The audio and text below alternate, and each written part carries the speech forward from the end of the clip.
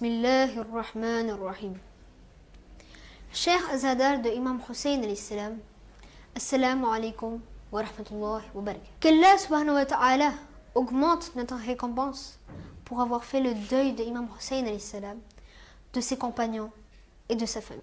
Aujourd'hui, nous allons essayer de parler à propos du martyre d'un des héros de Karbala, qui n'est autre que Janab Muslim ibn Aqil. Je devrais même dire que Janab Muslim est le premier martyr de Karbala, car il a été assassiné cruellement à Koufa, tout en étant l'ambassadeur de Imam Hussein alayhi salam.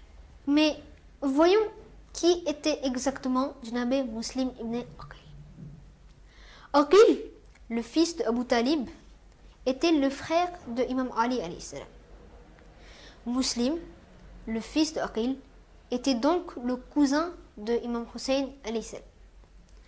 On dit également que l'épouse de Hazrat Abbas alayhi salam était la sœur de Janab Muslim ibn Aqil, c'est Janab Lubaba.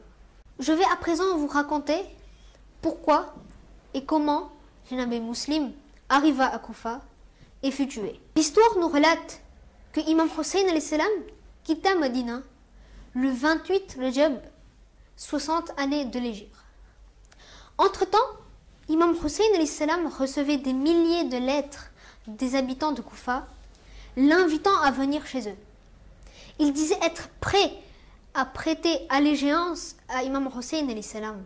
Devant cette insistance, c'est Janab Muslim que Imam Hussein alayhi salam envoya à Koufa en tant que son représentant. Et c'est avec beaucoup de difficultés que Janab Muslim arriva à Koufa. Quand il y arriva enfin, il s'installa chez Janab Mukhtar et à l'écoute de cette nouvelle, les habitants de Koufa furent très enthousiastes et très contents et ils attendaient impatiemment l'arrivée de Imam Hussein alayhi salam. Environ 18 000 personnes vinrent prêter le serment d'allégeance et faire bayat à Janab Muslim. Et devant toute cette foule, Janab Muslim écrivit une lettre à Imam Hussein alayhi salam pour l'informer de cette victoire contre Yazid. Entre-temps, à Cham, Yazid fut informé de l'arrivée de Janab Muslim à Koufa et de la position des habitants de Koufa par rapport à Imam Hussein alayhi salam. Yazid renvoya donc le gouverneur de Koufa et le remplaça par Ubaydullah ibn Ziyad, qui était alors l'ancien gouverneur de Basra. C'était un homme méchant, cruel, ferme et sans pitié pour exécuter les ordres. Yazid lui ordonna de mettre la pression aux habitants de Koufa et de capturer Janab Muslim. Ainsi, après l'arrivée de Ubaydullah à Koufa, les choses commencèrent à changer, par peur d'être tués, emprisonnés ou encore d'être pillés. Et les gens s'éloignèrent petit à petit de Janab Muslim ibn Aqil. Nous le savons tous, Janab Muslim suivait les traditions et paroles du saint prophète à la lettre, comme un bon musulman. Et la trahison étant interdite en islam, Janab Muslim laissa une opportunité d'attaquer son ennemi à l'improviste. Il y avait une personnalité à Koufa nommée Sharik ibn Awar. Il était tombé malade et il fut accueilli chez Hani ibn Urwa pour sa convalescence. Ubaydullah ibn Ziyad avait également entretenu une relation avec ce Sharik et lui avait envoyé un message qu'il viendrait chez Hani ibn Urwa pour prendre de ses nouvelles. Sharik mit alors en place un plan afin que Janab Muslim puisse attaquer Ubaydullah et le tuer au moment venu. Il lui demanda de se cacher derrière sa chambre pour que quand Ubaydullah vient, il puisse l'attaquer et ainsi le tuer.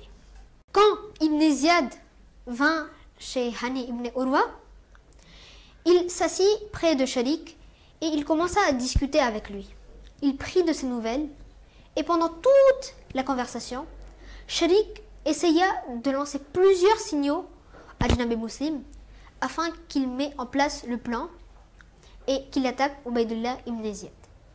Mais en vain, Janab Muslim ne réagissait pas. Ubaydullah sentit alors le danger et il partit. Quand il partit, Sharik demanda à Janab Muslim pourquoi il n'avait pas exécuté le plan. Janab Muslim lui répondit alors: un hadith du saint prophète dit qu'on ne devrait pas tuer quelqu'un sans défense à l'improviste. C'est pourquoi je n'ai pas osé attaquer. Nous devons donc prendre Janab Muslim comme modèle dans notre vie.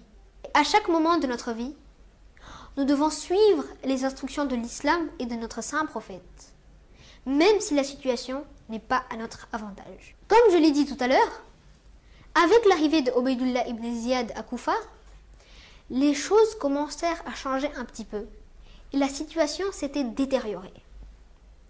Tous les partisans de Janab Muslim le quittèrent un à un jusqu'à ce qu'il resta tout seul. Des soldats patrouillaient les ruelles de Koufa à la recherche de Janab Muslim ibn Aqil. Et Janab Muslim, ne sachant plus où aller, arpentait les rues de Koufa à la recherche d'un asile là où il pouvait passer sa nuit. Il trouva alors une petite maison et s'assit à son portail. À ce moment, une femme sortit de la maison et lui demanda qui il était et pourquoi il était là. Au fil de la conversation, elle comprit que c'était Janab Muslim ibn Aqil et lui accorda asile dans sa maison. Le lendemain, Ubaydullah découvrit la cachette de Janab Muslim et il envoya Muhammad ibn Ash'ash et son armée pour capturer Janab Muslim afin de l'amener à la cour. Janab Muslim délivra alors une bataille contre ses ennemis, mais au final, il fut blessé et fut capturé. On le mena alors au palais de Ibn Ziyad et ce dernier, en colère, lui annonça qu'il allait être tué. Janab Muslim fit alors son testament et insista à ce qu'on envoie une lettre de sa part à Imam Hussein disant de ne plus venir à Koufa. On emmena alors Janab Muslim sur le toit du palais et on ordonna au bourreau de le décapiter. Ensuite, on jeta son corps par-dessus le palais. C'est ainsi que fut martyrisé l'émissaire de Imam Hussein à Koufa, Janab Muslim ibn Aqil. Il y avait également deux fils de Janab Muslim qui furent martyrisés de la même façon que leur père. Qu'Allah subhanahu wa ta'ala maudisse les assassins de Janab Muslim et de ses deux fils. Wassalamu alaikum wa rahmatullahi wa barakatuh.